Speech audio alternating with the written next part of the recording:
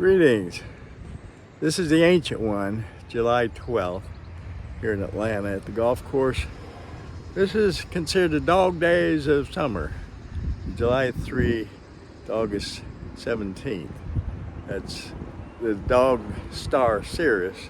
The Greeks said that was when the earth is tilted in the northern hemisphere, the hottest days. Well, I'm in the shade and it's early morning, so I'm doing pretty good here. So this is dedicated to my Teeter and my student. We're working online in Canada. And also my other students, there's Charlie, he's 82, Larry, there's Todd, there's Nick, there's Paula, and many others. So I think this will help you. I've got two tools here. This is a alignment rod and a wedge. So I'm gonna chip some up on the green using what I call the Teeter totter effect. So what is that? Well, point this down and the Teeter totter effect. So Teeter totter, if you ever been on a seesaw, teeter totter, you want two people of equal weight. You want the middle here. Now if you got someone heavier out here, you have to move them in so equalize and balance. Well, the way this works in golf, the teeter totter effect, we have to break inertia. So teeter totter, shoulders are this and not this. That's the carousel or merry-go-round. We want teeter totter. It looks like this. This is the most exact. You'll always have the same fulcrum or pivot point. So also when you do that, the hips have to go the same way. And you accomplish that with this left knee bend. Show you better out here, I guess. This knee has to point in, and that lifts that right hip higher. Then we can get the downward strike. This move. So it's simple physics. It's not rocket science. So I couldn't do it. So I'm going to demonstrate with a club and chip up to this pin there. It's a blue position. This is the back side of the 18th green. They're not coming around there yet. So it's early morning shade. I like that. So I'm going to do my teeter totter effect and chip it up on the green. So step out a couple balls.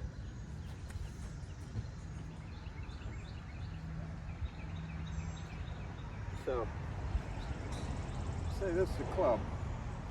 Now my fulcrum for this teeter totter effect, this is my bird finger.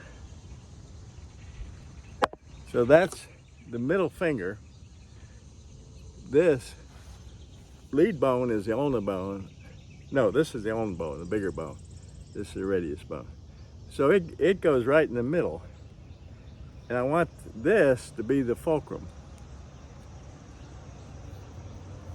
So this is the pivot point.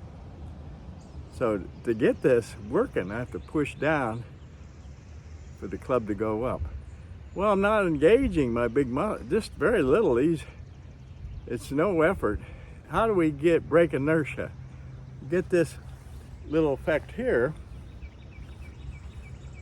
Now push down. It'll go up 2.5 feet. Now I'm not moving this at all, really. I'm just pushing down.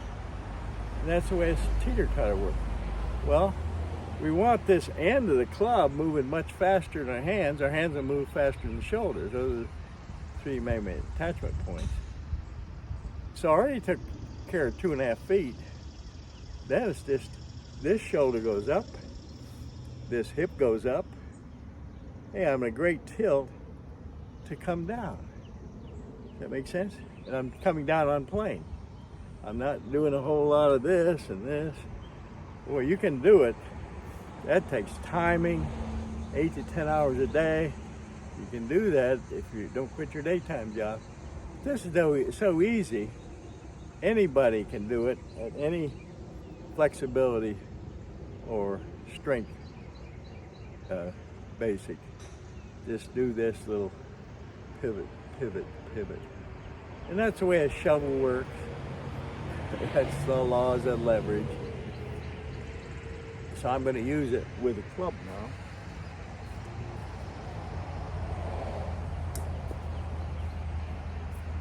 So now I got my fulcrum.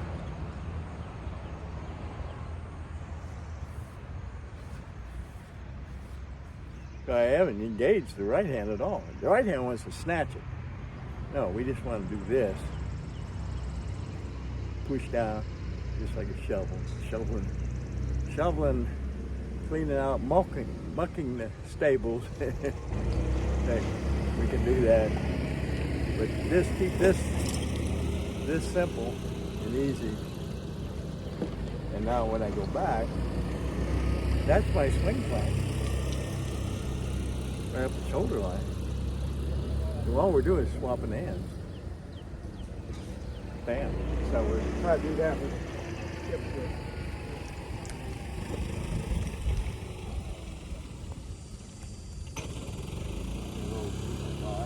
Okay. So when I set up Jim Benito's, I want to be closed. Closed, I mean about a 30-degree. I'm really, everything's pointing out that way. My hips, my shoulders, my feet. This is the Rockabye Baby Teeter totter effect. Now, I want it to go that way. So I don't need to do much, so I won't close that much. So I set my fulcrum on here. And I push down here. That moves this. Now, I want this hip to go up. And it looks like this. Hip goes up. Okay, could have gone a little harder. So, killed it into that bank. You can still probably get it up and down. So, again, I get this little lean. Now we're front loaded. I've got my tilt. I've got my fulcrum, and I'm going to just go a little further.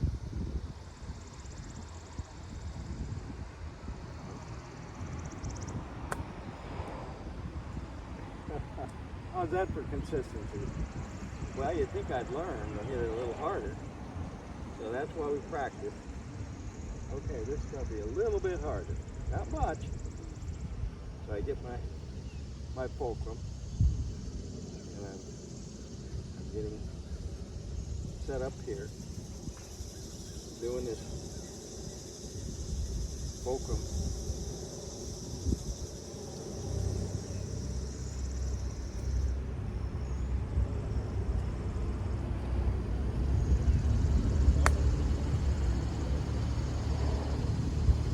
Well, you get the idea. I needed, my friend says, one more butterbean. Cheers, keep cool, be safe, love y'all. Later, out.